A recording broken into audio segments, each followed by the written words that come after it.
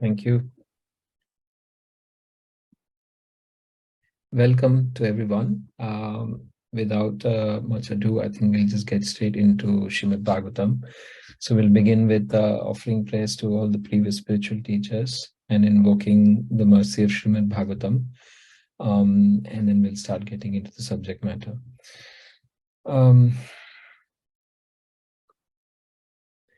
Om Agyantimirandhasya Gyananjana Shalakaya Chakshuronmilitam Yena Tasmai Shri Gurave Namaha. Shri Chaitanya Manobhishtam Sthapitam Yena Bhutale Swayam Rupa Kadamahyam Dadati Swapadantikam Pandeham Shri Guruho Shri Yutaha Padakamalam Shri Gurun Vaishnavamscha Shri Rupam Sagrajatam Sahagana Raghunatanvitam Tam Sajivam Sadvetam Savadhutam Parijana Sahitam Shri Krishna Chaitanya Devam Shri Radha Krishna Padan Sahagana Lalita Shri Vishakhanvitamscha He Krishna Karuna Sindhu Deenabandhu Jagatpate Gopesha Gopika Kanta Radha Kanta Namostute Tapta Kanchana Gaurangi Radhe Vrindavaneshwari Vrishabhanu Sute Devi Pranamami Hari Priye Pancha Kalpatarubhyascha Kripa Sindhubhya eva cha Patitanam Pavanebhyo Vaishnavebhyo Namo Namaha. Jai Shri Krishna Chaitanya Prabho Nityananda Shri Advaita Gadadhar Shrivasadi Gaura Bhakta Vrinda Hare Krishna Krishna Krishna Hare Hare Hare Rama Rama Rama Hare Hare Trinadapi Sunichena Tarorapi Sahishnuna Amanina Manadena Kirtaniya Sadahari. One should chant the holy names of the Lord in the humble state of mind, thinking oneself lower than the straw in the street, more tolerant than the tree, devoid of all sense of false prestige. One should be ready to offer all respect to others and expect none in return. In such a state of mind, one can chant the holy names of the Lord constantly. Om Namo Bhagavate Vasudevaya. Om Namo Bhagavate Vasudevaya. Om Namo Bhagavate Vasudevaya.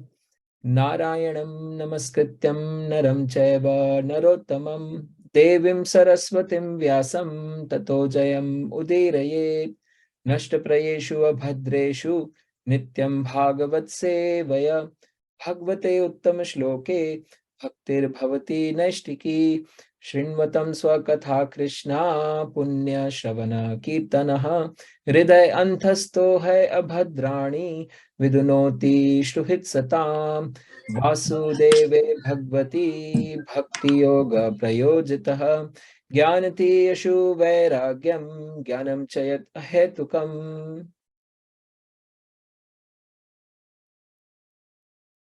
Yasyam vai shruyamananam Krishne Paramapurushe Bhaktir Utpadyate Pumsa Shokamoha Bhaya Apaha. Granthat Srimad Bhagavatam ki jai. Prabhupada ki jai. So thank you all for joining the session and thank you all for having me. So I'll just quickly recap from what we have been doing so far. So this is the 5th chapter of the first canto of Srimad Bhagavatam. In the first canto of Srimad Bhagavatam, there was a large gathering of the sages and they were asking, they were trying to do fire sacrifices and, their faces had gone black and they hadn't got any insight into how they could do any benefit for the future generations. Why they wanted to do benefit for the future generations of upcoming age is because that's the nature of a saintly person. They want to do good for everyone, not just themselves, but also good for the future generations. So their faces were completely black, and in the scene arrived Suta Goswami, and they all felt that Suta Goswami was really highly advanced Vaishnav, and so they felt they could ask their questions to Suta Goswami. And then Suta Goswami starts to describe Srimad Bhagavatam, and the original speaker of Srimad Bhagavatam, Sukdev Goswami. So Suta Goswami then it goes into the story of Shukdev Goswami, how he was born from the author of Srimad Bhagavatam, who is actually Vyasdev. And essentially, from there on, starts answering the 5 questions which were posed to him in the first chapter. And in the process of explaining the appearance of Shukdev Goswami, how he heard Krishna Katha, and as soon as he heard Krishna Katha, he came out of the womb of the mother and he started to walk, basically, trying to search for Krishna. And then, he describes in the 3rd chapter that actually there are many incarnations of Krishna, and Krishna is the supreme personality, actually. He is not any incarnation. He is not an avatar. He is an avatari. I have not used this word before, but I'm using it now because the 3rd chapter has passed. Avatari means this one who is the source of all avatars. So Krishna is not an avatar. He is not an incarnation. He is an avatari. He has got many expansions. And then in that session, I showed to you a hierarchy of expansions and incarnations, and mainly focused around expansions. There is a difference between expansion, which in Sanskrit is called Vistar, and incarnation, which is called an avatar. So Vistar and avatar, expansion and incarnation. Expansions are directly Krishna himself, so they are more related to Krishna. The difference would be in the bodily appearance and slight change in the mood. And so there are technical terms which I won't get into now, so Prakash expansions and all those things. But other than that, then from these expansions at different categories, the ones at the lower level then incarnate, and the material creation comes into existence through Mahavishnu. He breathes, and his one breathing results in unlimited universes coming out from his breath, essentially.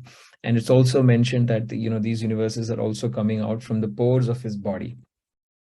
And within each of these universe, this Mahavishnu further expands and enters into it as Garbhodakshai Vishnu, from whose navel a lotus feet comes out, a lotus flower comes out, and in this lotus flower, Lord Brahma is born.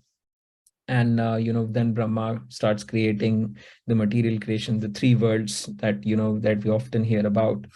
And within every single atom, within every single living entity, this Garbhodakshai Vishnu further expands as Shirodakshai Vishnu and enters into every single thing and gives property to every single thing. And this is also the Paramatma in our hearts, in every single individual's heart, which is the Shirodakshai Vishnu.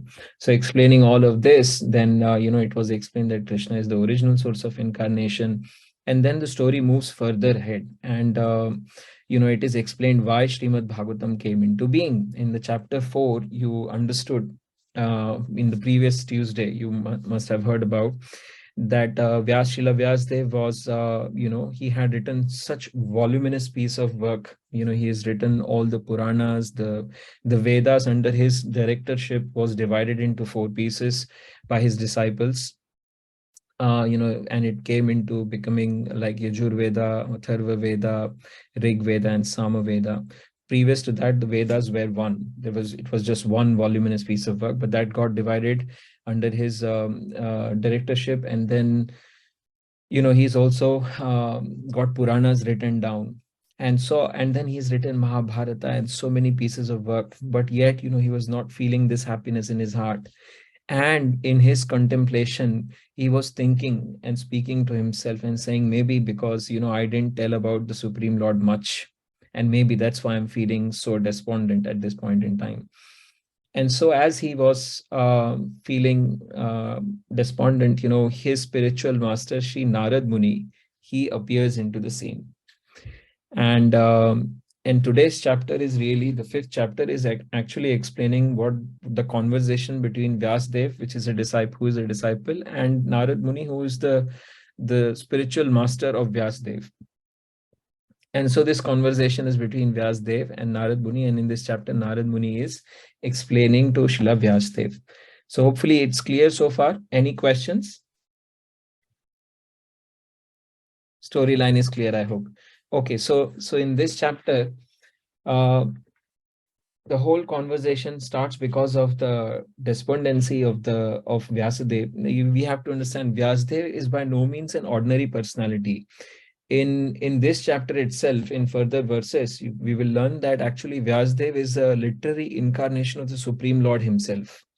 And because he's an incarnation of the Supreme Lord himself, when he is feeling despondent, then that essentially is a direct sign from the Supreme Lord himself, that there is something wrong. Now, and he also had an answer in the 4th chapter that maybe I have not described the Supreme Lord directly, and hence I'm feeling this kind of unhappiness in my heart. So Narad Muni, when he comes, he basically, the first thing Narad Muni says is, so are you happy, by describing body and mind? That's how the Narad Muni, he says, are you satisfied by identifying with the body or the mind as the objects of self-realization? This is what Narad Muni says. So spiritual master, when the spiritual master comes, spiritual master actually is heavy. The word guru means heavy. So if you if you have someone you accept as a spiritual master, or accept as a Siksha guru, and they're always sweet and nice to you, then that means there is some problem. Because they are not, they might be, the problem could be two ways. One is we could be very touchy and we could be too soft in our hearts, and in the soft heart, even a small pinprick is a big problem, because it immediately starts to bleed.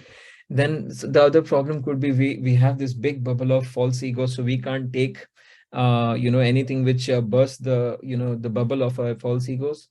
But also that the spiritual master, he is sensitive, or she is sensitive, and the spiritual master is meant to tell you things which you may not like, but that which is true, that which will actually bring about change in your life.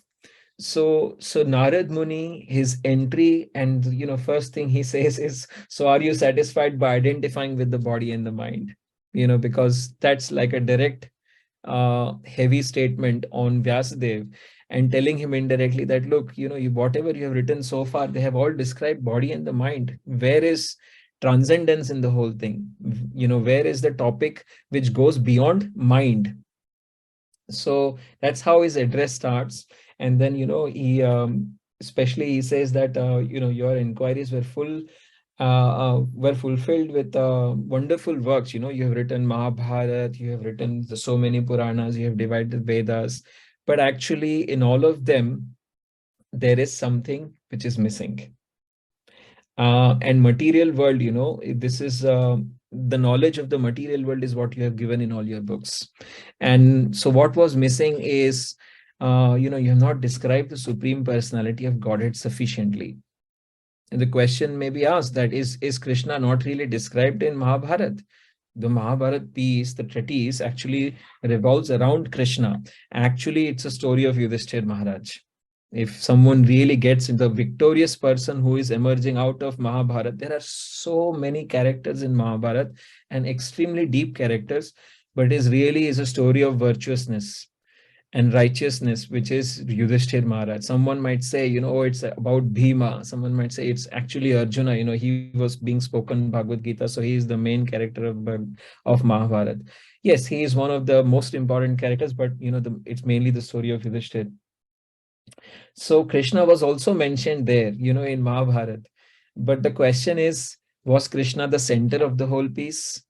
Was Krishna kept, the main topic of conversation? Similarly, in the Vedas, if you read most of the portion of the Vedas, you will perceive the Supreme Lord as impersonal light, because that's what is explained in a huge portion of the Vedas. So here again, Brahman realization has been encouraged. And then, Narad Muni is also pointing out that you have also encouraged fruitive work. That fruitive work is essentially work hard and you will get the results. Work more hard and you'll get more results.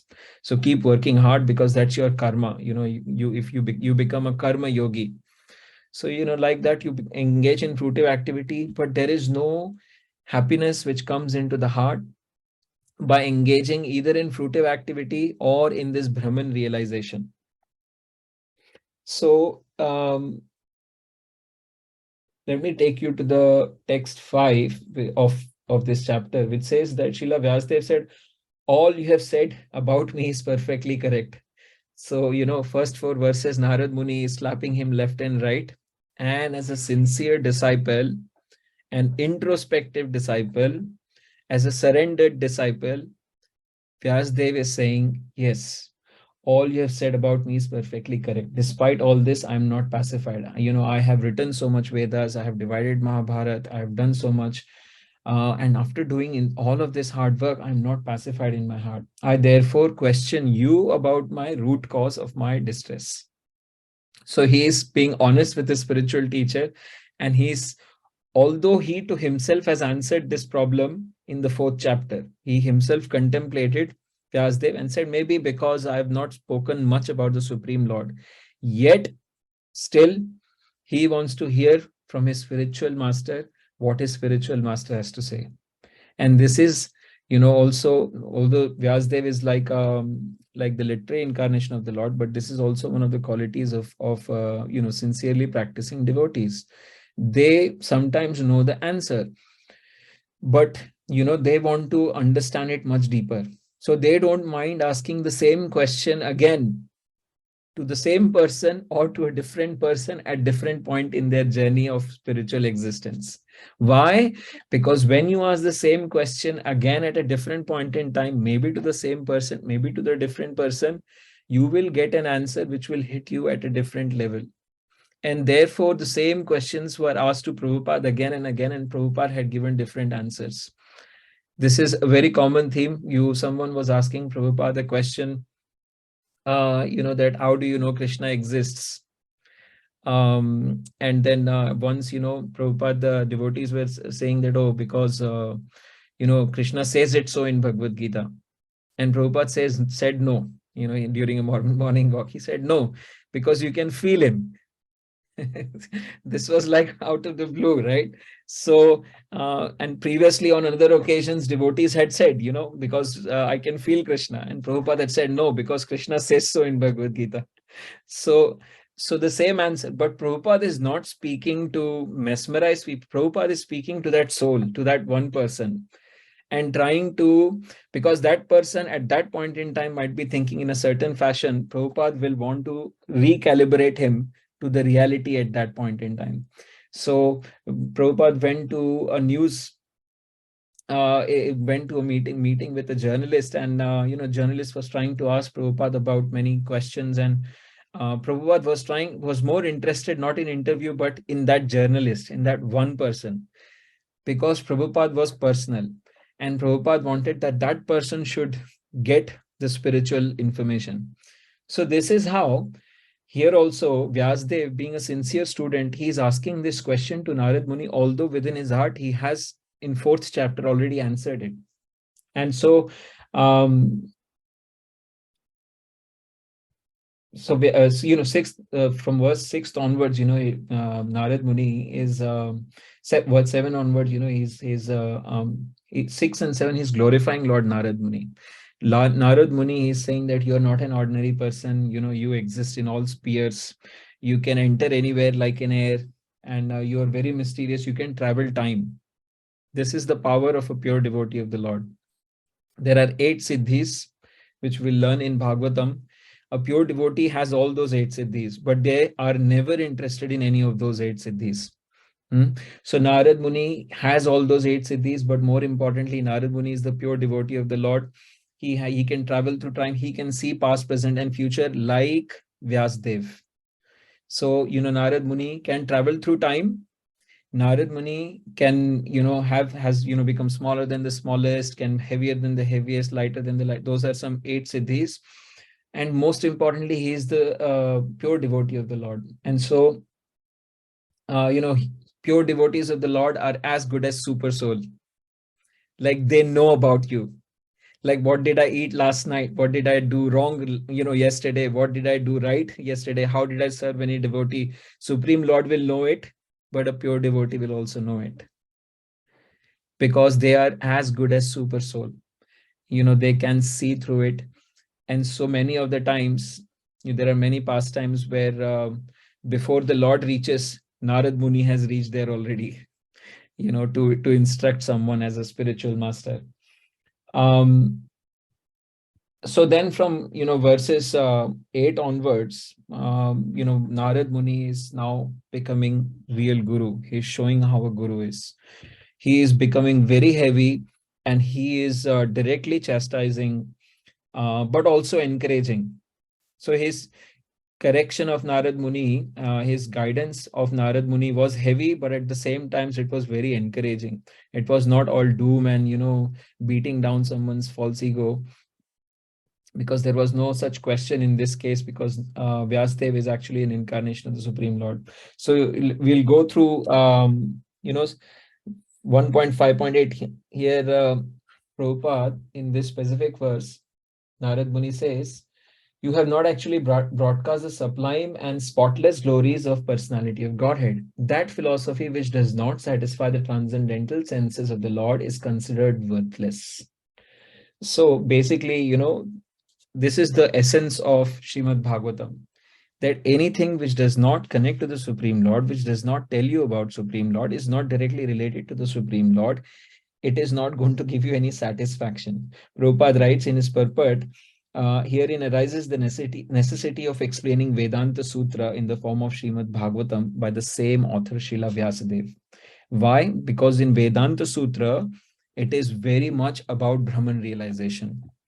If you study Hinduism, or if you study Vaishnavism from the perspective of say other lines of disciplic succession, Sri Vaishnavism, Nimbark Acharya line, and then our Gaudiya Vaishnavism, and then Madhva Sampradaya, all of them have to have a commentary on Vedanta Sutra.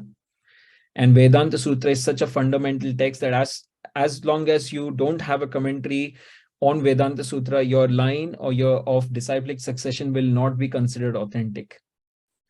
So you have to have a commentary on on Vedanta Sutra, and this is also true for some impersonalist sects. Now, of course, the impersonalist sects, they will take Vedanta Sutra and they will expound it in a fashion to embolden the impersonalist views.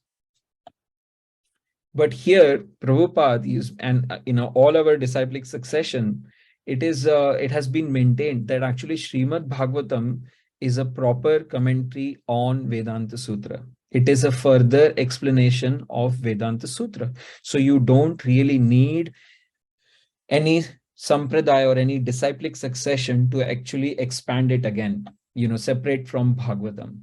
So here, and why is it a perfect commentary on Srimad Bhagavatam, on Vedanta Sutra? Because Vedanta Sutra was written by Vyasadeva. And Vyasadeva, who is the author of all of this Vedanta, is not feeling happy. So how come the readers who are reading Vedanta Sutra, all these Vedas, how will they feel happy? It is a very it is not a good proposition. Basically, they are not going to feel happy about it, because the author himself is not feeling the bliss. Prabhupada says the compiler of Vedanta Sutra is Vyasadeva himself, yet he is troubled, although he is the author.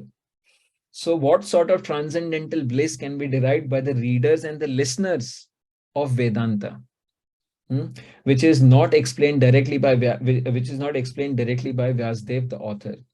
Herein arises the necessity of explaining Vedanta Sutra in the form of Srimad Bhagavatam by the same author.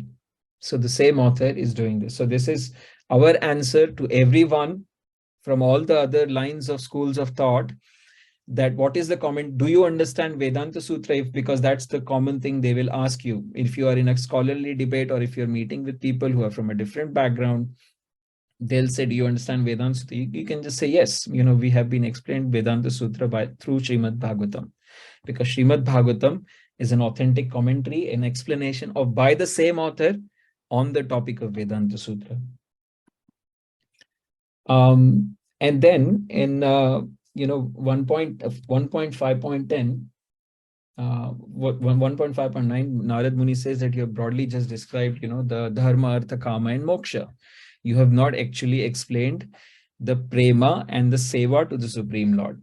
And this is the root cause of your despondency. You have included, in bits and pieces in different literatures about the Supreme Lord, you have mixed it. And because you have mixed it, there is no clean flow of devotional service coming out through your literatures. If someone reads all of your literatures, which is not going to be possible to finish in one lifetime anyways, they are going to be encouraged in fruitive activities. They are going to be getting encouraged in impersonal realization of the Supreme Lord. And they are still not going to be encouraged in the devotional service of the Lord. By the way, how many people in this group have read Srimad Bhagavad Gita? I just need to get a gauge.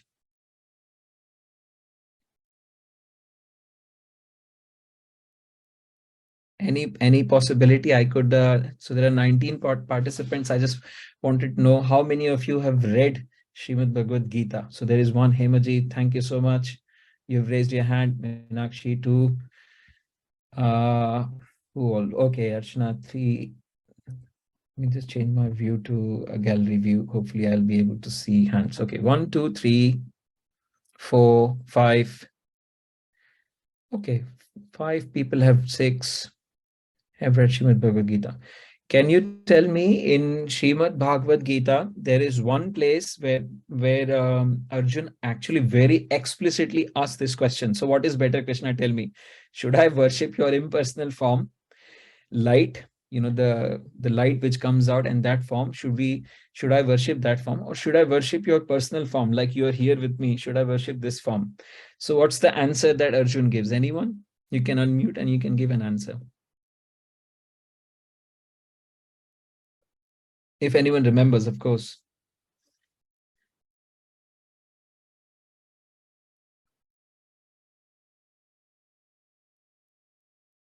No?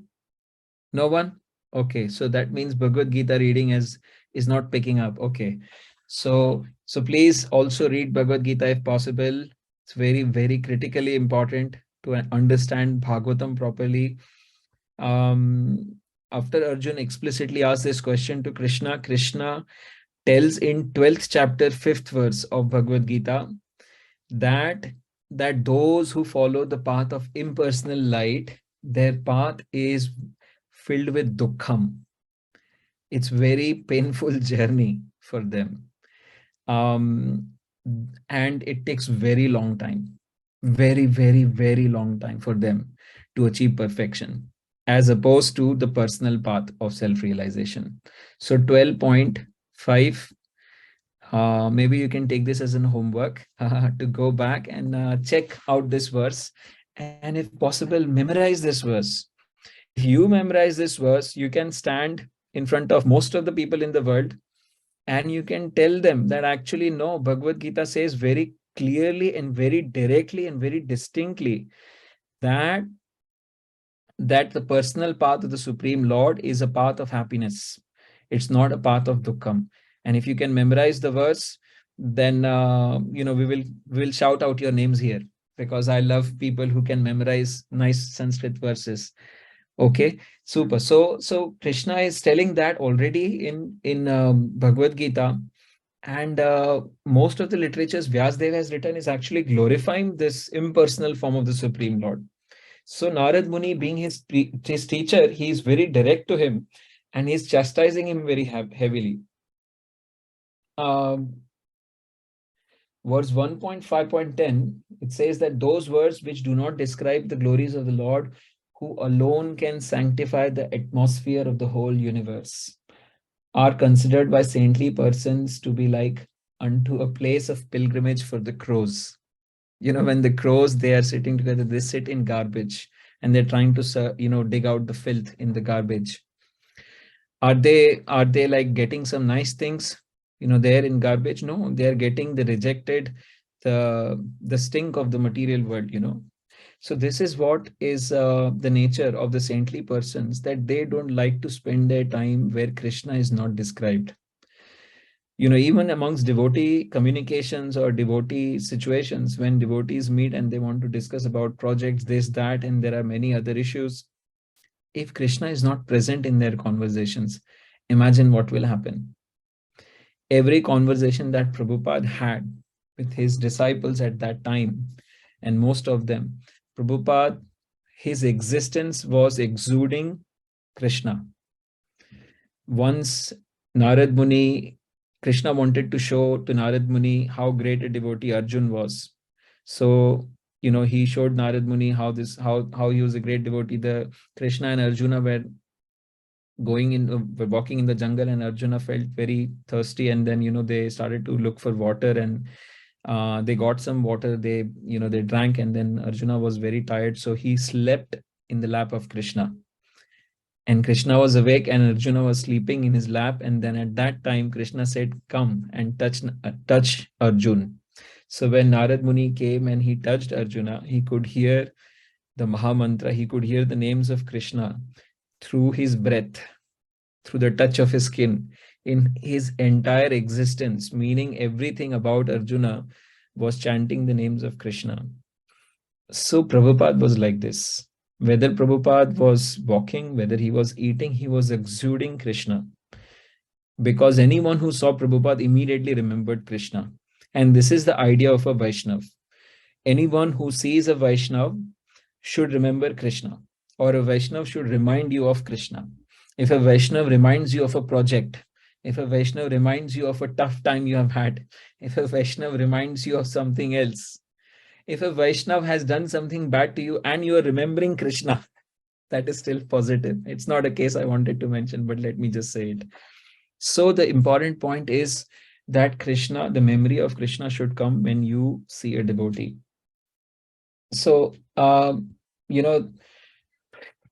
is saying that by nature, there are different classes of animals, and these animals are in specific types of modes of nature. So swans, they will not go in filthy places. They will go nice lakes in open greeneries.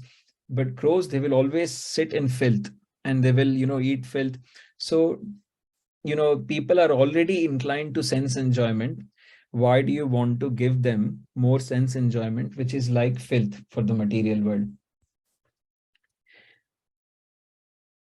And Prabhupada actually calls other literatures dead literature. They are not, they are dead literatures. Very recently, many of you might have come across this, but very recently I came across the concept of live food and dead food.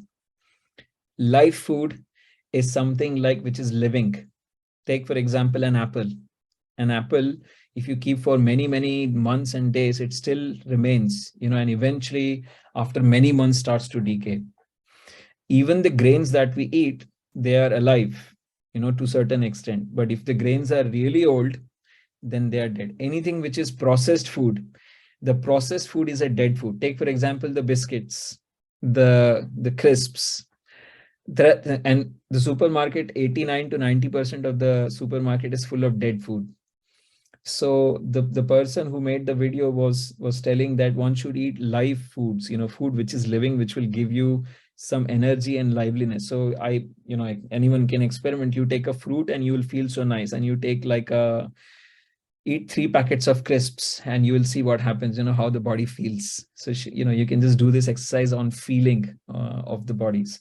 So similarly, the food which is hot and fresh and cooked, and you eat that, you have a different behavior for the body, the response of the body. So the point is that there are foods which are live, and then there are foods which are dead. Similarly, when you read something, when you hear something, if that brings you back to life, if that makes you alert, if that makes you not wanting to go to bed, not becoming dull, that means that is alive. The subject matter which the normal world is presenting, the books they are presenting, when you read them, they are not transcribed mantra. They are not sound vibrations which are transcendental. They are material sound vibrations. So they are going to make you dead, because the material sound vibration is not connected to the Supreme Lord, and therefore it causes death. Simple. It will cause you boredom. It will cause you So what is sound vibration which is not material, which is transcendental? It is actually the whole of Srimad Bhagavatam, the whole of Bhagavad Gita, the words directly spoken by the Supreme Lord, and the words Mahamantra, and the words spoken by pure devotees. So whatever Srimad Bhagavatam, Narad Muni is speaking, whatever Prabhupada said, they are all mantras. They are all mantras. They are called Shabda Brahman. Shabda Brahman is such a powerful concept that it can, anything which is Shabda, it can penetrate the via medium. It's a complex concept. Via medium meaning right now, you might be in different places and different times and circumstances. But if I am speaking to you something which is Shabda, which is directly transcribed and a sound vibration, a transcendental one, then basically it will be heard by your soul, not by your ears. Isn't it amazing?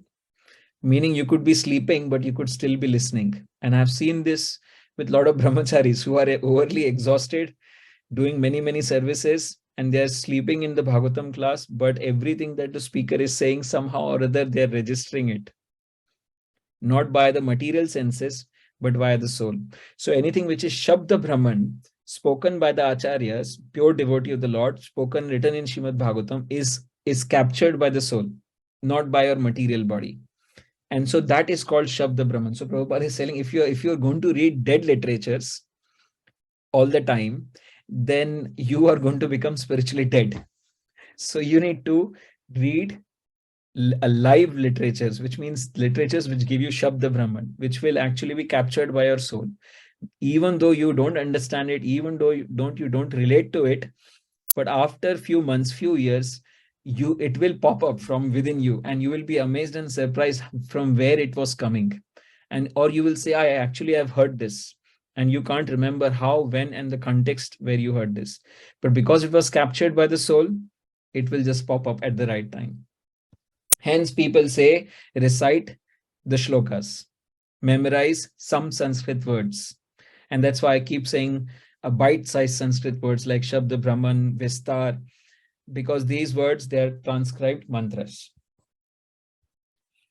So moving further, Prabhupada in 1.511, he says, on the other hand, the literature which is full of descriptions of the transcendental glories of the name, fame, form, pastimes, etc. of the unlimited Supreme Lord is a different creation, full of transcendental words directed towards bringing about a revolution in the impious lives of the misdirected civilization. This is a beautiful line which a lot of people quote. He says it's meant to bringing about a revolution in the impious lives of the misdirected civilization. So the entire civilization, the lives are misdirected. So such transcendental literatures, even though imperfectly composed, are heard, sung, and accepted by purified men who are thoroughly honest. And this is an important purport Prabhupada is giving here. So let me just go into some portions of the purport. When I'm reading the last portion of the purport, it says, when there are too many materialistic activities by the people in general all over the world, there is no wonder that a person or a nation attacks another person or another nation. We're seeing it right now. On a slight provocation. That is the rule of the age of Kali or quarrel. The atmosphere is already polluted with corruption of all description, and everyone knows it well. There are so many unwanted literatures full of materialistic ideas of sense gratification. In many countries, there are bodies. Now, this is in Prabhupada's times, right? In many countries, there are bodies appointed by the state to detect and censor obscene literature. This means that neither the government nor responsible leaders of the public want such literature, yet it is in the marketplace because the people want it for sense gratification. The people in general want to read. That is a natural instinct. But because their minds are polluted, they want such literatures. Under the circumstances, transcendental literature like Srimad Bhagavatam will not only diminish the activities of the corrupt mind of the people in general, but also it will supply food for their hankering after reading some interesting literature. This is a very wonderful point. I don't know about everyone else. I'm a very new beginning in this process of devotional life, and I have got many addictions. And here Prabhupada is saying that the simple way to give up your addiction is you read Srimad Bhagavatam. If you read Srimad Bhagavatam, basically what will happen, it will not only diminish the activities of the corrupt mind of the people in general, but also it will supply food for their hankering. Because actually the mind and the soul is hankering for something higher, something Krishna. And in that hankering, it doesn't know what will satisfy the hankering. And Srimad Bhagavatam is the only piece of literature which can completely from the heart satisfy all the hankerings. And it can purify you from the root, completely from the root. In the beginning, they may not like it because one suffering from jaundice is reluctant to take sugar candy. When I read this, I was really remembering this. When I started to read Srimad Bhagavatam back in 2011, I was extremely exhausted from work. I used to read it in the night. And by the time I have finished cooking, eating prasadam, and just sat to read, within 15 minutes, I was sleeping on Srimad Bhagavatam. It's because I was tired. And it was not so interesting in the beginning. So here Prabhupada is saying the same thing. In the beginning, they may not like it because one suffering from jaundice is reluctant to take sugar candy. But we should know that sugar candy is the only remedy for jaundice. So on the insistence of my mentors, my well-wishers, I kept reading Bhagavatam since 2011. And after very, very long time, there was slight awakening, which has given me some taste to read and continue reading. If I miss reading Bhagavatam few days, then there is an urge that I've missed something very valuable in my life, and the life is not making any sense. The pieces of life are not connecting, and I'm lacking. I'm an incomplete person because Srimad Bhagavatam will fulfill that. So I'm jaundiced, and to cure me from my jaundice, I have to read Srimad Bhagavatam. In the beginning, it is not so comfortable. It's not so palatable. It sounds Sanskrit and it's too much difficult. But trust me, the pastimes are so nectarian. And if you read them properly, then you are transported. You are transported into complete spiritual world. You forget about your material pangs on a day-to-day basis. Whatever problems you are going through, you will forget for 1 hour. When you read that Srimad Bhagavatam, you will forget about it.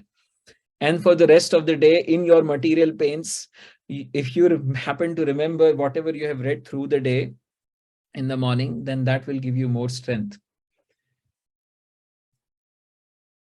Similarly, let there be systematic propaganda for popularizing reading of Srimad Bhagavad Gita and Srimad Bhagavatam, which will act like sugar candy for the jaundice-like condition of sense gratification. When men have a taste for this literature, the other literatures which are catering poison to the society will then automatically cease. We are sure, therefore, that everyone in human society will welcome Srimad Bhagavatam, even though it is now presented with so many faults. For it is recommended by Sri Narada, who has very kindly appeared in this chapter. So Prabhupada makes this statement, who has very kindly appeared in this chapter. It might feel that this is a very ordinary statement. Prabhupada is literally thanking Srila Narad Muni in his purport. He's saying, who has very kindly appeared in this chapter, as if Prabhupada is actually taking darshan of Narad Muni. He's very kindly appeared. It basically means to him that Narad Muni has appeared in the vision of Srila Prabhupada. And not only that, he actually appeared in the vision of Srila Prabhupada in Radha Ishwar temple. And Prabhupada instructed that you should keep seats for Brahma and Narad Muni because they visit our temple. That's amazing, isn't it? They visit our temple.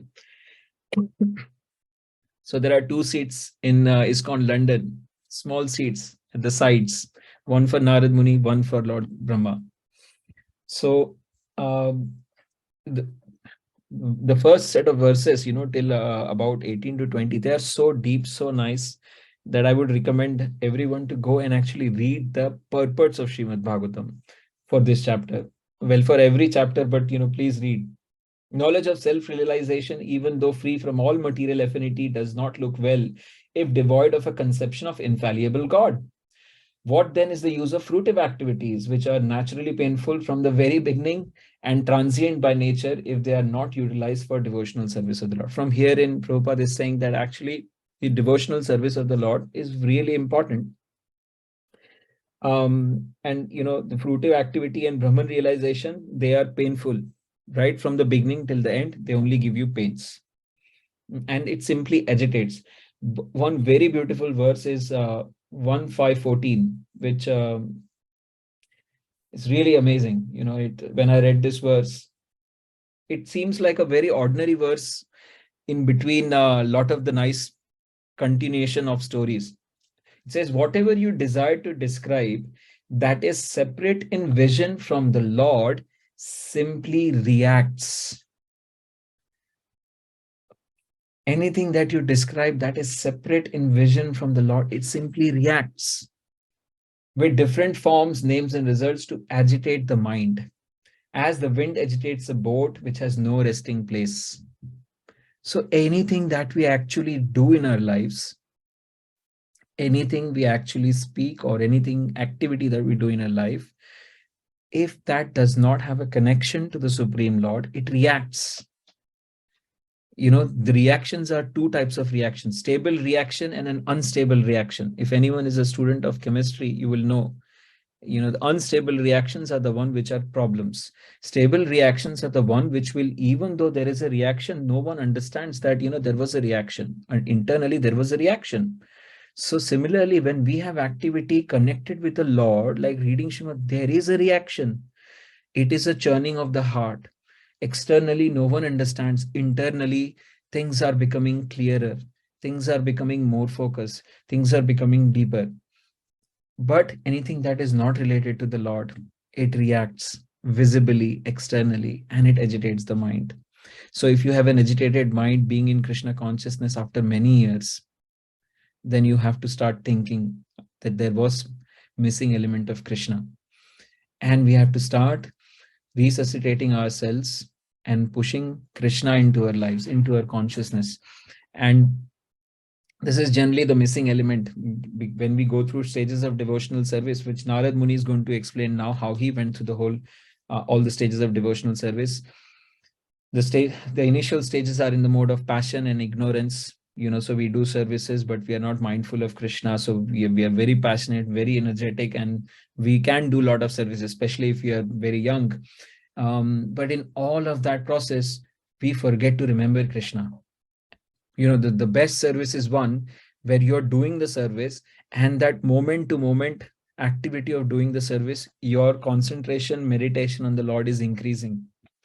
In such cases, in such states where your concentration and meditation on the Lord is increasing, then the Lord is arrested within your heart. And therefore, in ISKCON manual for initiation, they say do a menial service at least once a month or once in 15 days. Why menial service? Because when you do a menial service, you have an opportunity to give up the false ego, which is the biggest blocker in your connection with the Supreme Lord. And when that blocker is removed, because you're doing a menial service, everyone can look at you in a low platform. You have a very brilliant opportunity to connect with the Supreme Lord. And there is also a pastime of some famous Christian lady in the States. I think she was a pot washer in the church. And God would speak to him through her. God would speak to her, and through her, he would give many instructions. And there was a long queue of people who would come and speak to her. And all she did was menial service, pot washing in the church. So, anyone fancying some pot washing, why not try it out? Give it a go. You might be amazed how much humility that could bring. So whatever you describe that is separate in the vision of the Lord simply reacts with different forms and names, results to agitate the mind as the wind agitates a boat which has no resting place. So, so he's continuing to chastise in the next few verses. He's just saying that you have simply encouraged enjoyment in the name of religion. The conception of spiritual life for a lot of the people is essentially visiting temple, paying some obeisances, getting something to eat, and then coming back home, having nice get together, social time, and coming back home. This is basically just enjoyment in the name of religion. It's just a spiritual enjoyment. The flavor is, you will get some benefit from it 200% because you're going to the temple of the Lord. But unless there is no connection to the Supreme Lord, there is no service rendered to the Supreme Lord, there will be no full benefit. And this is what Vyasdev's other books have done so far. So if you read Mahabharat, if you read other Puranas, then your tendency to enjoy might increase. You might know the solutions to your problems. Not having a child, go worship moon god. Not having good grades, do this, you will get good grades. Not having some other problem, do this, your problem will be solved. So that doesn't bring you to the pure platform. What brings you to the pure platform is devotional service. And this is what Narad Muni is telling to Vyasdev. And he's chastising him that you generally encourage people to do just enjoyment in the name of religion. And then he says that only people like you, O Vyasdev, who have completely retired from life, can actually give transcendental knowledge to people. So I am not retired from my life. I'm still stuck in the modes of passion and ignorance. And I have still taste for material enjoyment. So my disclaimer is that by listening to my Srimad Bhagavatam, you might not be transformed. And hence my humble begging is, please go and read Srimad Bhagavatam, specifically the purports of Srila Prabhupada. If you don't read the purports of Srila Prabhupada, you are losing an opportunity to transform your heart. And which is actually the purpose of Srimad Bhagavatam, is to transform oneself so that the memory of Krishna is like established without any disturbance, as continuous thing, rather than so please read the purports of Srimad Bhagavatam. So Srimad Bhagavatam, here it says devotional. Prabhupada says in 1.5.16, it's a very interesting one. Srimad Bhagavatam is the topmost theological science, and therefore it can react on the layman as medicinal doses. So, if someone's taking medicine for their diabetes, for their heart pressure, and if you're really not taking any medicines, wait for some time, wait for a few more years to pass. You will have to take some form of medicine. So Srimad Bhagavatam is like a medicine for the heart because it contains the transcendental activities of the Lord. There is no difference between the Lord and this literature. No difference between the Lord and this literature. Meaning every morning you touch this literature, you are touching the Supreme Lord. So what is the basis of this statement that Srila Prabhupada has made? Prabhupada is quoting the Supreme Lord directly. In 6th canto, when the Supreme Lord as Lord Sankarshan appeared, he said that there are two forms in which I am available directly to you. Two forms, two ways where we can directly access Krishna. Shabda Brahma, Parabrahma. Shabda Brahma, Parabrahma. Parabrahma is the deity of the Supreme Lord. And Shabda Brahma is the literature of the Supreme Lord. And Lord Sankarshan says that I am directly, fully accessible through these two mechanisms. So if you touch Srimad Bhagavatam, as you advance in your devotional service, you will feel an ecstasy running through your heart just by touching it. If you read Srimad Bhagavatam, if you meditate on Srimad Bhagavatam, if you contemplate on Srimad Bhagavatam, if you start discussing about Srimad Bhagavatam, you don't need to speak to someone, on phone, or you have walls in your house.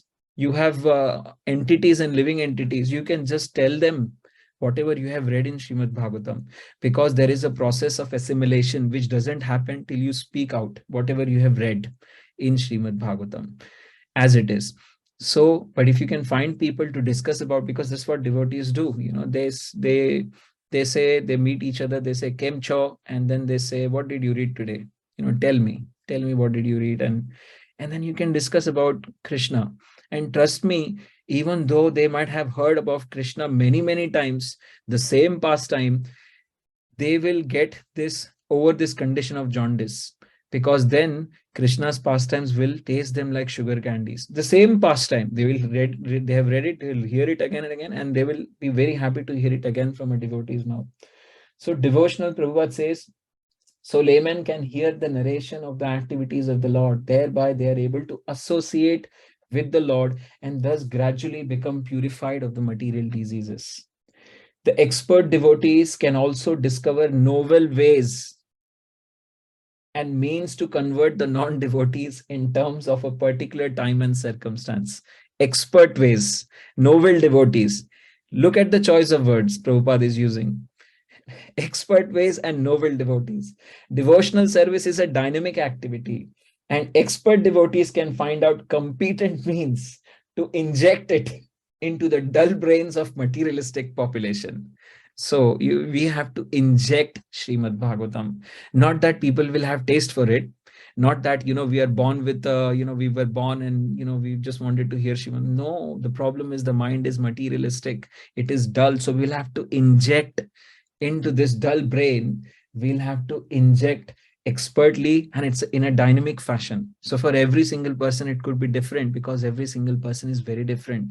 All background is different. The whole makeup is different. The mental space from that individual is coming is very different. So we have to inject it into their heads, and we have to find innovative ways to inject into this materialistic population. Such transcendental activities of the devotees for the service of the Lord can bring a new order of life to the foolish society of materialistic men. So Prabhupada is very clean, and you get clarity that yes, this is what Srimad Bhagavatam will bring. And you can take my words, but if you start reading and go through the whole journey, you will experience it in your own life. And once you experience it, then after eating that mango, you will say, oh, this mango is really nice. Like, this is the top class. I have never eaten this before. I have my uncles and aunts and, fuas and fuis. Let me just take this mango and I'll share it with them. So you will automatically, it will not be enforced upon you. You will tell them very naturally. No one will tell you that you have these list of people and you have to go and tell them about Krishna. No, it will happen very naturally. You will meet people and you will discuss them. They will tell you about their sad stories. I am distressed. My manager has kicked me. My wife has kicked me. My husband has kicked me. My boyfriend has kicked me. And you can quote them from Srimad Bhagavatam. Actually, I've heard the very similar story, in this happened to one of the people in Srimad Bhagavatam, and this is how they dealt with it. And you can tell them the story of Chitraketu, who lost his son. You can tell them the story of Daksha Prajapati, who became really upset because of Narad Muni. All kinds of stories exist in Srimad Bhagavatam. So by following the same method, one can bring the materialistic men of this age of quarrel into order of peaceful life and transcendental realization. Now I'll have to slowly fast track this because we are 3 minutes and we are still not completed all set of verses. So now Narad Muni is really chastising Vyasdev. Look, you've given only sense gratification. You've encouraged people to materially enjoy, and you have stamped it with religion. And so now, please, at least now start telling them about devotional service of the Lord in a continuous fashion, unbroken fashion, and to actually, encourage Vyasdev. Narad Muni tells him about his own personal life. And this is where, next set of verses is mainly describing what was the life of Narad Muni. Narad Muni was born as a child in the house of a maidservant. But before this life, where he was born as a son of a maidservant, Narad Muni was actually a singer. He was a Gandharva, I think. They are expert musicians. And expert musicians means, we of material world have no understanding of those kind of musicians. We have only heard something which is from the material world. So he was an expert musician, but he had many girlfriends, and he calls himself a playboy in the 6th canto. So these are not my words. I'm not speaking, very randomly. I'm just saying exactly what Narad Muni says about himself, that he was a playboy and he had many girlfriends. And once a Daksh Prajapati had invited him and other his entourage to play music. Now, in the upper planetary systems, if someone comes and plays a very random music, like a Bollywood music or a Hollywood music or a, Tollywood music, it's not acceptable. The only music is Vishnu music, only Kirtan. You can't glorify anyone else because they think, who are these lowly people? Why to glorify them? So when Upabharna, which was the name of Narad Muni in his previous life, he started, he was starting to play, and then he was enchanted by his girlfriends here and there. And, as he was playing, some important function was going on, and suddenly he started to glorify his girlfriends instead of the Supreme Lord. This is what happens, right? When you are enchanted, then you lose your mind. So the Prajapati, he became very angry at him, very angry. But how come you do this? You are not supposed to glorify.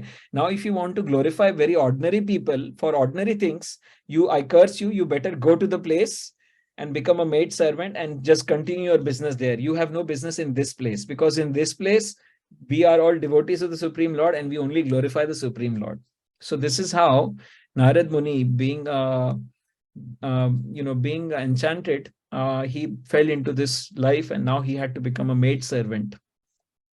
And in this life of a maid servant, he had a very great fortune of, you can see my background image. This is some saintly people. And during the 4 months of rainy season, in India, there are, in these 4 months, it rains too much, and you can't travel anywhere. It's all, it's not so good. On the roads they don't exist roads. Back in those days, there were no concrete roads.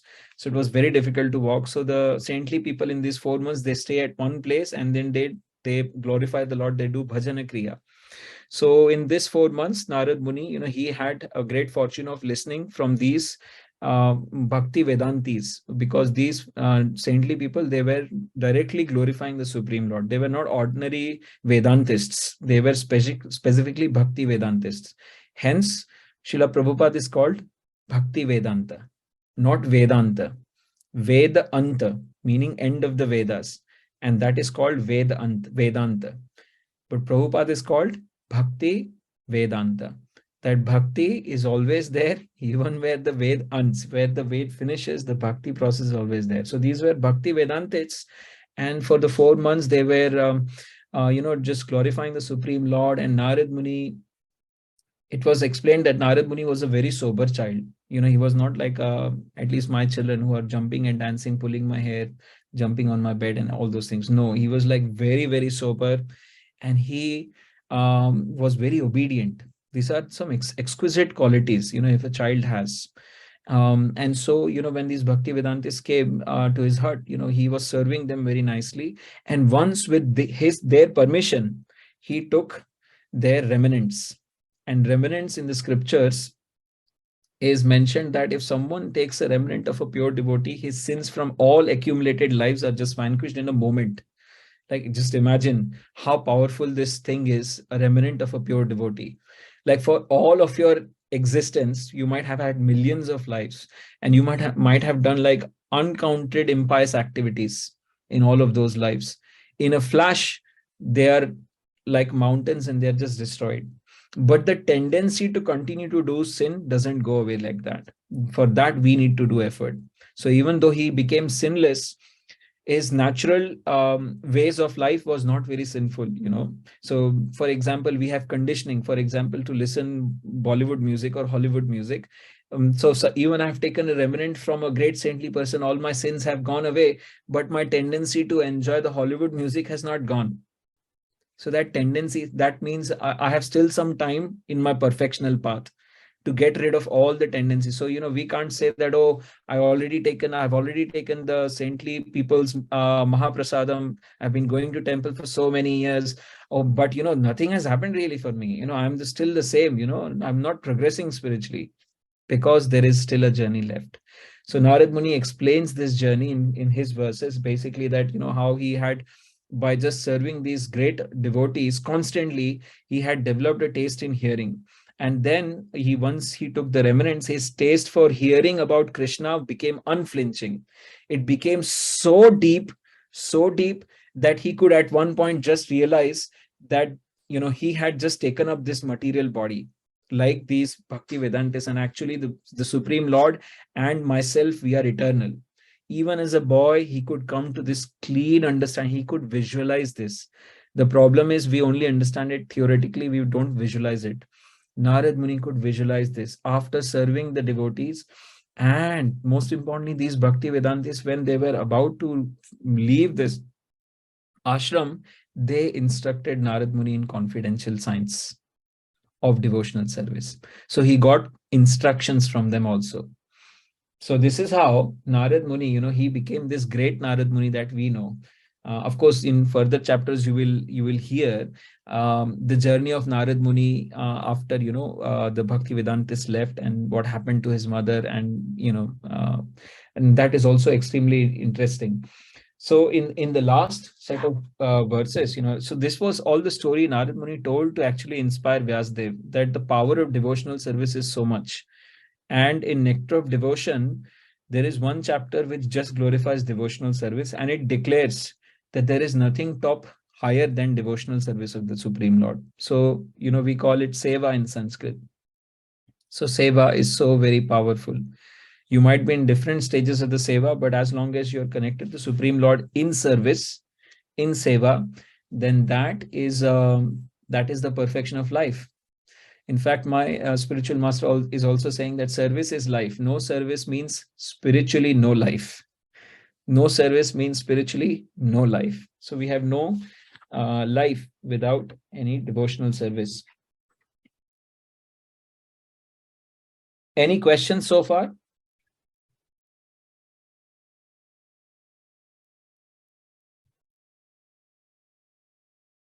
No? Okay. So I just wanted to mention that there is a concept of something called Preeti. Preeti means interest, in a very crude terms. It's not justifying the word interest because it's a Sanskrit term. It has other elements to it.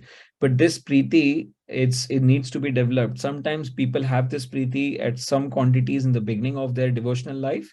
But as you grow in your devotional life, this Preeti increases. The interest towards the Supreme Lord increases to such an extent that in your life, you are left with no other subject matters in which you have Preeti, in which you have any interest, which means Krishna consumes you in completeness. And we all aspire for that stage. We should all aspire for this stage where we are consumed completely by thoughts of Krishna, by activities of Krishna, by services of Krishna, by devotees of Krishna, like that. So this Preeti is what happened with Narad Muni, when he started to hear from the Bhakti Vedantists, essentially.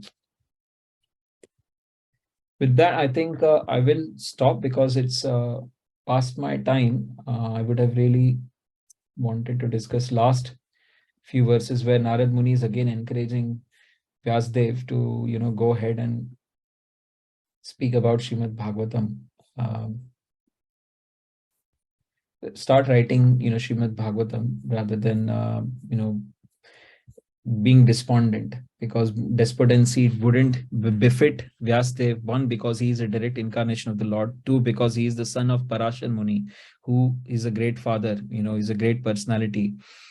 And Parashar Muni is the one who gave this definition of God. God is one who has six opulences. You've heard this? God is one who have full strength, full fame, all those six. This is the definition given by Parashar Muni is an amazing personality, and Vyasdev being his son and also an incarnation of the Supreme Personality of Godhead, he shouldn't be becoming despondent. This is what Narad Muni was saying to him.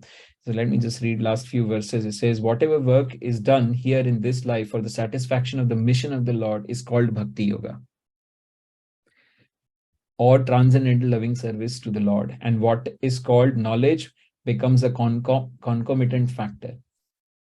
While performing duties according to the order of Sri Krishna, the Supreme Personality of Godhead, one constantly remembers him, his names, and his qualities.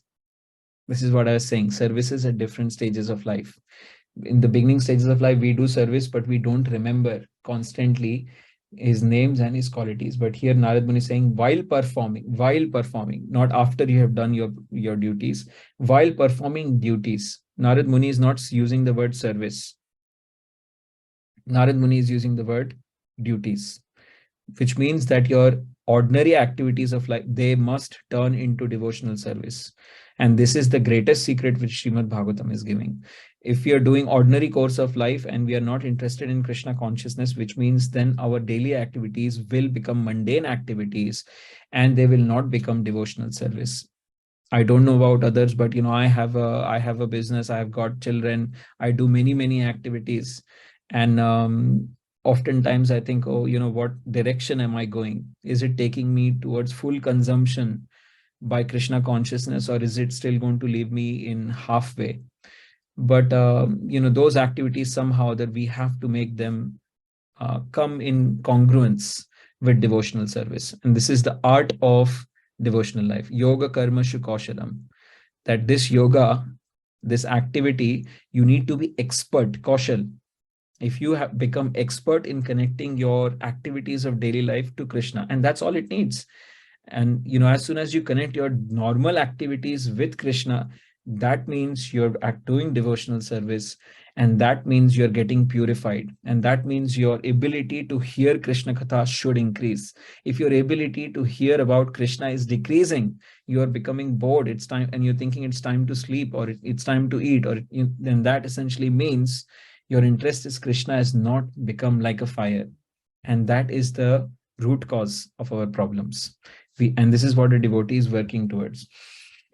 So let me just read the other ones. Let us all chant the glories of Vasudev along with his plenary expansions, Pradyumna, Aniruddha, and Sankarshan, which these expansions I explained to you in the previous chapter through the diagrams. Thus, he is the actual seer who worships in the form of transcendental sound vibration. Same concepts repeated again and again throughout Bhagavatam by different personalities, by Srila Prabhupada in purports. Thus, he is the actual seer who worships in the form of transcendental sound representation, the Supreme Personality of Godhead Vishnu, who has no material form. O Brahmana, thus the Supreme Lord Krishna, I was endowed first with transcendental knowledge of the Lord, as inculcated in the confidential parts of the Vedas, then with spiritual opulences, and then with his intimate loving service. So knowledge is really important. Till you really get knowledge, your service is not enhanced. You can do service at any stage of your existence, and it is recommended that always take up service first, because service puts you in direct touch with Krishna. And as you are doing the service, you must cultivate knowledge, because otherwise the service will remain in the mode of passion and ignorance. And Krishna wants your service to even go beyond goodness and reach a transcendental stage. So Narad Muni was first, he was given the knowledge by the Bhakti Vedantists, the confidential part, because they were Bhakti Vedantists, they were not ordinary Vedantists. And then came the spiritual opulences. So Prabhupada again has given a beautiful purport in this one. And Prabhupada says, and above all, the devotee is accepted in the confidential entourage of the Lord and is entrusted with specific service of the Lord through the agency of the spiritual master. A pure devotee is more interested in serving the Lord than in showing an exhibition of mystic powers dormant in him. Sri Narad has explained all these from his personal experience, and one can obtain all the facilities which Narad obtained by perfecting the chanting process of the sound representation of the Lord. And hence Prabhupada said 99% of your spiritual progress is dependent on chanting the Hare Krishna Mahamantra. If you really want to progress, then you must chant good rounds. It's the fundamental. And when I struggle with this quite a lot, and hence I try to read Srimad Bhagavatam first and then sit to chant. When you read Srimad Bhagavatam, then your mind gets recalibrated. Otherwise, it's calibrated to the previous day's business. It's all just floating on top of the head, all the conversations and ideas, and who has to eat what medicines to take, and where to go, and what programs to sort out, what projects to manage. Is just a complete chaos. The human brain is designed, whatever you have done previous days, and if some of the previous day's work has really impacted you and consumed you, then that is always on top of the brain and also at the lower level of the brain. So it's not going to go away. And the only way for it to go away is to take it out completely and engage in Srimad Bhagavatam. Srimad Bhagavatam guaranteed exports you into a different world. And it disconnects. It creates this disconnection from the material world. And sometimes it creates connection to the material world. Because when you read Srimad Bhagavatam, you can correlate with activities going on in your life and see them in the right perspective, connected to the Supreme Lord. Prabhupada says there is no bar for chanting this transcendental sound by anyone, provided it is received through Narada's representative, coming down by the chain of disciplic succession or the parampara system.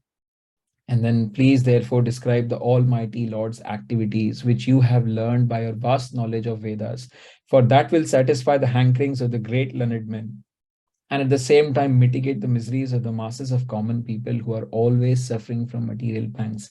Indeed, there is no other way to get out of the such miseries. And last part of the purport, Prabhupada is saying that there are 4 types of good men and there are 4 types of bad men. And I wanted to, also mention this. The good men, the 4 classes of good men acknowledge the authority of the Almighty God. And therefore, such good men, when they are in difficulty, they will acknowledge the authority of the God. When they are in need of money, so this is from Bhagavad Gita. So anyone wants money here, but you still are attending this Srimad Bhagavatam, which means you are a good man.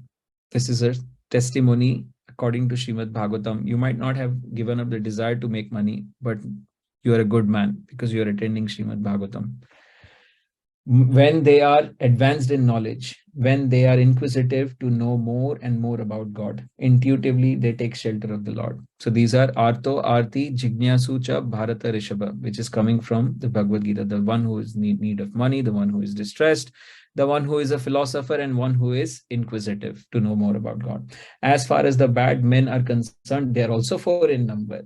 Those who are simply addicted to the mode of progressive fruitive work and thus are subjected to the accompanying miseries. You engage more and more into fruitive work, and you will generally see such people. They are very passionate with regards to their businesses. They are very perfect, immaculate in their dealings with people, as long until the time it comes to the businesses, but they also will make business grow higher and bigger. At some point in their lifetime, they don't feel the fulfillment in their hearts, as opposed to a businessman who is connected to the Supreme Lord, because then that gives them a fresh joy in their lives. Those who are simply addicted to vicious work for sense satisfaction and to suffer the consequence. Those who are materially very much advanced in knowledge, but who suffer because they do not have the sense to acknowledge the authority of the Almighty Lord. This is a problem, right? For someone who is very learned, they can move things by their knowledge. So they think that, I don't need God. That's a problem. And the 4th class of men is men who are known as atheists or non-believers, and who therefore purposely hate the very name of the God. Although they are always in difficulty, they will hate the name of the God. So Shri Naradji advised Vyasdev to describe the glories of the Lord just to do good to all 8 classes of men. Do you get it? In Srimad Bhagavad Gita, Krishna says, 4 types of people come to me: Arto, Arti, Jignyashucha, Bharita, Rishabha. One who is in distress, one who is in need. And Krishna called all 4 of them Mahatma.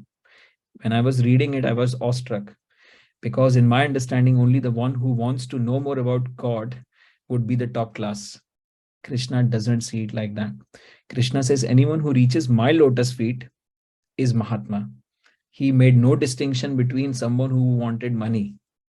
In the material world, we make distinctions, right? We see certain devotees who are financially astute, and they just want to make connections or networking. A lot of people come to the temple to do LinkedIn. They do LinkedIn business. So Krishna is not chastising them. Krishna is amazing. There's no word to describe the Supreme. Krishna is just amazing. In my materialistic mind, I would be first person to say, oh, these guys, nonsense people, just get rid of them, because all they're doing here is making friendship, socialization, and just doing LinkedIn business. But Krishna is not looking at it like that. Krishna is saying that they are Mahatma. And now let me bring you to this last purport. Srimad Bhagavatam is saying even the 4 bad categories of men, even the bad categories, if they listen to Srimad Bhagavatam, somehow or other, Shri Naradji advised Vyasdev to describe the glories of the Lord, just to do good to all 8 classes of men, both good and bad. Srimad Bhagavatam is therefore not meant for any particular class of men or sect. It is for the sincere soul who actually wants his own welfare and peace of mind. So the only condition is sincerity. In the beginning of Srimad Bhagavatam, it was said that one who is free from envy, lust, and on those basis, I am completely disqualified to even start reading Srimad Bhagavatam, what to speak of understanding Srimad Bhagavatam, what to speak of entering Srimad Bhagavatam. And I'm also not sincere. So I am just hoping and praying to all of you to please pray for me so that I can become a little bit more sincere in purifying myself and also, in doing reading of Srimad Bhagavatam. With that, I'll stop and thank you very much. And if you have any questions, I'm happy to take.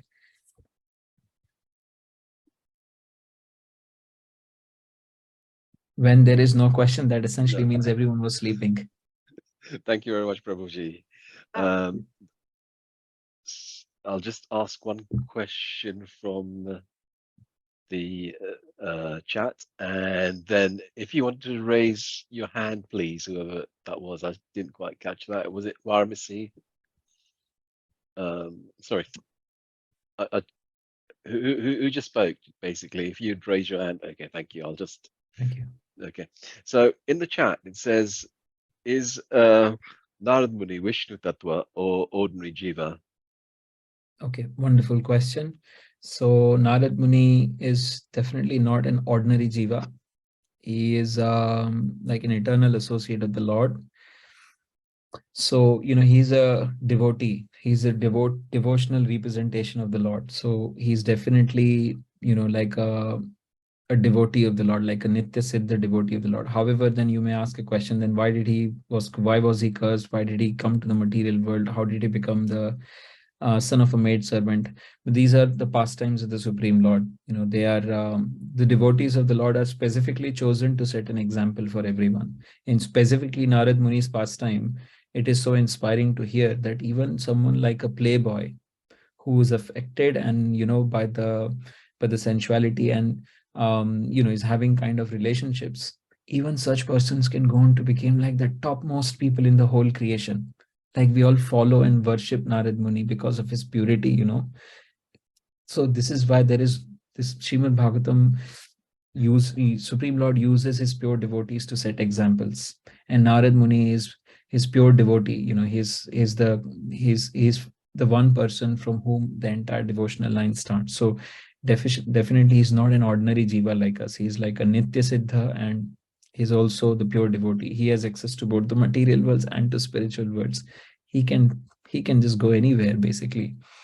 So, but his pastime, these parts. So just as the Lord has his pastimes, Lord, if he wants to fight, he will choose one of his devotees to fight. If he wants to play anything, then he'll choose some of his devotees to do that. Similarly, Narad Muni is one of his eternal associates, eternal devotees of the Lord, and through the example of Narad Muni, he's demonstrating that the concept of bhakti is so powerful. And Narad Muni himself gives this example to Vyasdev. But it's so inspiring even to people like me, that an ordinary boy from a very low family simply did one simple activity. He met saints and he served them. And sometimes when I'm pondering, I think, okay, these facilities actually available to us in this place, even in London. We can go to any temple at any time, Bhaktivedanta Manor, ISKCON London, and we will have saintly people. There are saintly people who are traveling all across the UK, and we can get an opportunity to associate with them, to serve them, just as Narad Muni did. Just as Narad Muni did. We have this facility. So Narad Muni is telling, and Prabhupada said in the purport, that just like Narad Muni, we will be able to become completely purified and attached to the Supreme Lord. So this is an example that Narad Muni had said, and it's very relevant, and we can use the same example as it is even now. I don't know if that answered your question. He's definitely not an ordinary soul. Okay, thank you, Prabhu. Was that Jessica? I think the hand has now gone. Yeah, so... it was. Yeah, Hare Krishna. Okay. Hare Krishna. So I just had a quick point of clarification on text 7. It says, like the sun, your goodness can travel anywhere in the three worlds. So I just wanted to understand what it meant by the three worlds. Yeah, the three worlds essentially, I will have to come back to that diagram wherein, I don't know if you were present for the session, but in that diagram, essentially the material creation, when it starts, Mahavishnu is breathing out, exhaling, and from his exhalation, all the universes are coming out. And within every universe, Mahavishnu then goes into each of those universes and expands himself as Garbhodakshai Vishnu. So each universe has got Garbhodakshai Vishnu, and within the universe there are unlimited planets. Now, how are these planets arranged in a universe? In the Vedic system, we understand that it's higher planetary systems, the middle planetary systems, and the lower planetary systems, and that is called three worlds. So in